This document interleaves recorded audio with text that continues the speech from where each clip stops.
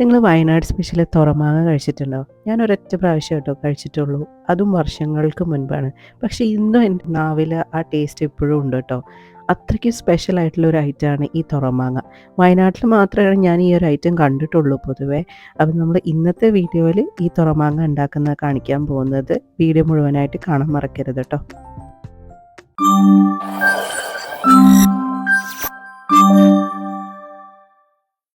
ആദ്യം തന്നെ നമ്മളൊരു 8, 10 പച്ചമാങ്ങ, നല്ല മൂത്ത മാങ്ങ വീട്ടിൽ തന്നെ ഉണ്ടായതാണ് നമ്മൾ എടുത്തിട്ടുണ്ട്.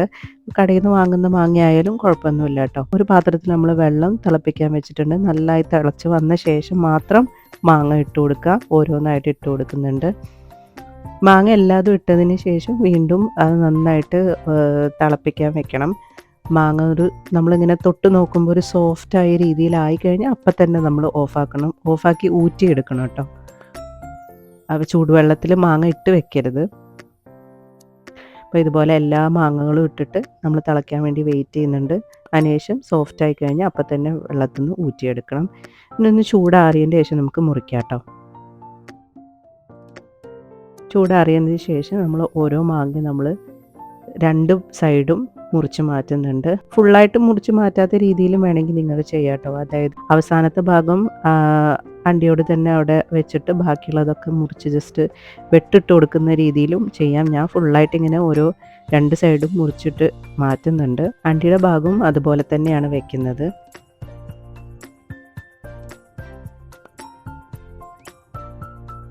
വീഡിയോയിൽ കാണുന്ന പോലെ തന്നെ അങ്ങനെ നമുക്ക് മൊത്തം ഒരു 3 കഷ്ണമായിട്ട് കിട്ടും ഒരു മാങ്ങ. അതുപോലെ എല്ലാ മാങ്ങയും ഇതുപോലെ മുറിച്ച് വെക്കുന്നുണ്ട് കേട്ടോ. ഏത് ടൈപ്പ് മാങ്ങ വേണമെങ്കിലും നമുക്ക് തുറമാങ്ങ ഉണ്ടാക്കാൻ വേണ്ടി എടുക്കാം. ബെറ്റർ ഞാൻ പറയും ഒന്നുകൂടി കഴമ്പുള്ള മാങ്ങ എടുക്കുന്നതായിരിക്കും ഒന്നുകൂടി നന്നാവുക. അപ്പോൾ ഇതിലെനിക്ക് അധികം കഴമ്പില്ലാത്ത മാങ്ങയാണ് കിട്ടിയിട്ടുള്ളത്. അപ്പോൾ ഇങ്ങനെ എല്ലാ മാങ്ങകളും നമ്മളിങ്ങനെ കഷ്ണങ്ങൾ മുറിച്ച് വെച്ചിട്ടുണ്ട്. വെയിലത്ത് വെക്കുകയാണ് ചെയ്യേണ്ടത് 2 ദിവസം. അതിന് മുന്നേ നമ്മൾ നന്നായി ഉപ്പ് തേച്ച് പിടിപ്പിക്കണം. നന്നായിട്ട് തന്നെ ഉപ്പ് തേച്ച് പിടിപ്പിക്കണം കേട്ടോ.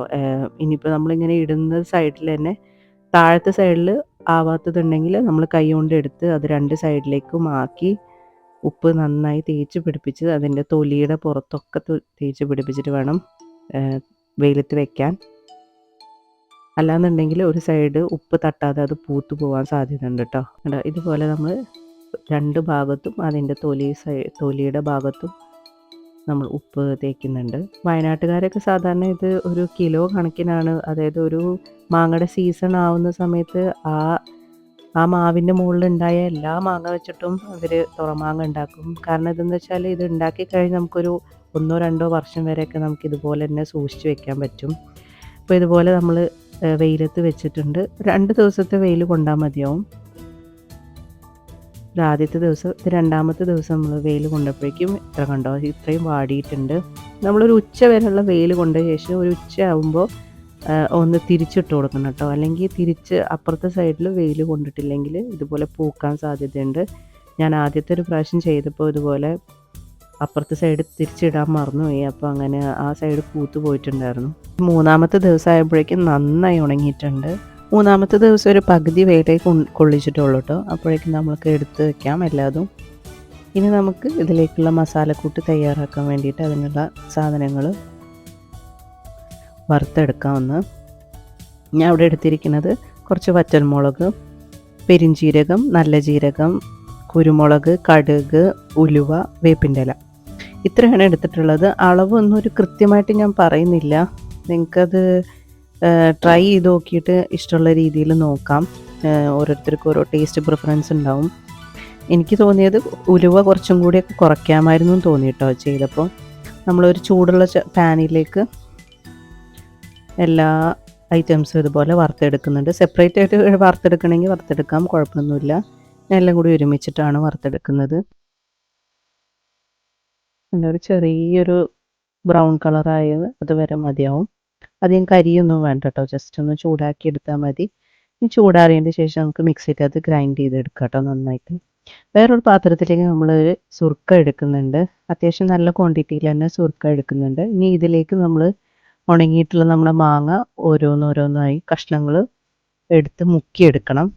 ഇത് കേട് വരാതെ സൂക്ഷിക്കാൻ വേണ്ടിയിട്ടാണ് ഈ മുക്കിയെടുക്കുന്നത് കേട്ടോ. ഇതുപോലെ സുർക്കയിലിട്ട് മുക്കിയെടുക്കുന്നത്. ഓരോന്ന് ഇടുന്നതിന് പകരം ഞാനിങ്ങനെ എല്ലാതും കൂടി ഒരുമിച്ചിട്ട് നന്നായി അതിലൊന്ന് സുർക്ക പിടിച്ച ശേഷം അങ്ങനെ കോരിയെടുക്കാം കേട്ടോ ചെയ്യുന്നത്. ഇതേപോലെ നമുക്ക് മുഴുവൻ മാങ്ങ അങ്ങനെ തന്നെ ചെയ്യാം കേട്ടോ. എല്ലാ മാങ്ങയും നമ്മൾ ഇതുപോലെ സുർക്കയിൽ മുക്കിയെടുത്തിട്ടുണ്ട്. ഈ സുർക്ക ഇനി കളയരുത് കേട്ടോ. നമ്മൾ ഭരണിയിലേക്ക് തന്നെ വീണ്ടും ഇടുന്നുണ്ട്. നമ്മൾ മസാല പൊടിച്ച് വെച്ച് നമ്മൾ നന്നായിട്ട് ഇതുപോലെ ഗ്രൈൻഡ് ചെയ്തിട്ടുണ്ട്. നന്നായി പൊടിച്ചിട്ടുണ്ട് കേട്ടോ. നന്നായി പൊടി വേണ്ടാത്തവർക്ക് ഒരു ചെറിയൊരു ചതച്ചൊരു രീതിയിൽ അങ്ങനെയും ആക്കിയെടുക്കാം, കുഴപ്പമൊന്നുമില്ല. നമ്മൾ അതിലേക്ക് കുറച്ചും കൂടി ഉപ്പ് ചേർക്കുന്നുണ്ട്. ഉപ്പ് ആവശ്യത്തിന് നമ്മൾ ഉണക്കുന്ന സമയത്ത് തേച്ചിട്ടുണ്ട്, എന്നാൽ കൂടി കുറച്ചും കൂടി ഉപ്പ് നമുക്ക് മസാലയിലേക്ക് ഇടാം. നമ്മൾ ഓരോ കഷ്ണം ഇതുപോലെ തുറന്നും അതിലേക്ക് കുറച്ച് മസാല ഇട്ടിട്ട് നന്നായിട്ട് തേച്ച് പിടിപ്പിക്കുന്നുണ്ട്. ഇങ്ങനെയാണ് നമ്മൾ എല്ലാ മാങ്ങ കഷ്ണത്തിലും ചെയ്യേണ്ടത് കേട്ടോ. നമ്മളങ്ങനെ എല്ലാ മാങ്ങ കഷ്ണത്തിലും ഇങ്ങനെ ഇതുപോലെ തന്നെ മസാല തേച്ച് പിടിപ്പിക്കുന്നുണ്ട്. ചോറിൻ്റെ കൂടെയൊക്കെ കഴിക്കാൻ നല്ല ടേസ്റ്റാണ് കേട്ടോ. നമുക്ക് വേറെ ഒരു കറി ഇതിൻ്റെ ആവശ്യമില്ല. ഒരു തുറമാങ്ങയും കുറച്ചൊരു തൈരോ മോരോ എന്തെങ്കിലും ഒഴിച്ചു കഴിഞ്ഞാൽ സെറ്റാണ്. ഇതുപോലെ ഒരു ഭരണിയാണ് ഞാൻ സൂക്ഷിക്കാൻ വേണ്ടിയിട്ട് എടുക്കുന്നത്. അത്യാവശ്യം വലുപ്പമുള്ളൊരു ഭരണിയാണ് കേട്ടോ. അതിലേക്ക് നമ്മൾ ഇതുപോലെ മസാല തേച്ച് വെച്ച് ഓരോ കഷ്ണങ്ങളും അതിലേക്ക് ഇട്ട് കൊടുക്കുന്നുണ്ട് കേട്ടോ.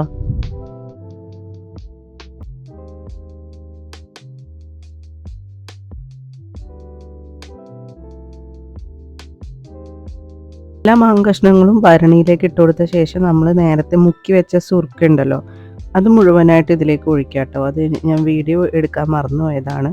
ആ സുർക്ക ഒഴിക്കുന്നതിനൊപ്പം തന്നെ കുറച്ച് മസാലയും വേണമെങ്കിൽ അതിലേക്ക് ജസ്റ്റ് ഒന്ന് വിതറിയിട്ട് കൊടുക്കാം. നമ്മൾ എയർ ടൈറ്റ് ആയിട്ട് നന്നായിട്ട് മൂടി വെക്കുകയാണ് ചെയ്യേണ്ടത്. 4-5 ദിവസമൊക്കെ കഴിഞ്ഞ് കഴിഞ്ഞാൽ നല്ല സോഫ്റ്റ് ആയിട്ട് നമുക്ക് കിട്ടും കേട്ടോ. ഇത് സാധാരണ ആളുകൾ ഇത് ഒരുപാട് നാളെടുത്ത് വെച്ച് മഴക്കാലം അല്ലെങ്കിൽ മാങ്ങ സീസൺ അല്ലാത്ത സമയത്ത് കഴിക്കാനാണ് പ്രിഫർ ചെയ്യാറുള്ളത്. അങ്ങനെ വേണമെങ്കിലും ചെയ്യാം കേട്ടോ. ഇതുപോലെ ഞാനിത് ഒരാഴ്ചയൊക്കെ കഴിഞ്ഞിട്ടാണ് ഞാനിത് എടുക്കുന്നത്. ഇപ്പോൾ ഒരാഴ്ച കഴിഞ്ഞെടുത്തേക്കുള്ള കണ്ടില്ല, മസാലയൊക്കെ നന്നായിട്ട് അതിൻ്റെ മുകളിൽ പിടിച്ചിട്ടുണ്ട്. നമുക്കിനി ഇത് ഈ ചോറിൻ്റെ കൂടെ കഴിക്കുക, വേറെ ഒന്നും വേണ്ട. നിങ്ങൾ എന്തായാലും ഇത് ട്രൈ ചെയ്ത് നോക്കണം. ട്രൈ ചെയ്തിട്ട് ഫീഡ്ബാക്ക് എന്തായാലും അറിയിക്കണം കേട്ടോ. അതുപോലെ തന്നെ ഇനി നിങ്ങൾ വയനാട് പോവുകയാണെങ്കിൽ ഈ ഒരു ഐറ്റം മസ്റ്റായിട്ട് ഒന്ന് ട്രൈ ചെയ്ത് നോക്ക്. ചോറിൻ്റെ കൂടെ നമുക്ക് കണ്ടില്ല, നമുക്ക് വേറെ ഒന്നിൻ്റെ ആവശ്യമില്ല കഴിക്കാൻ.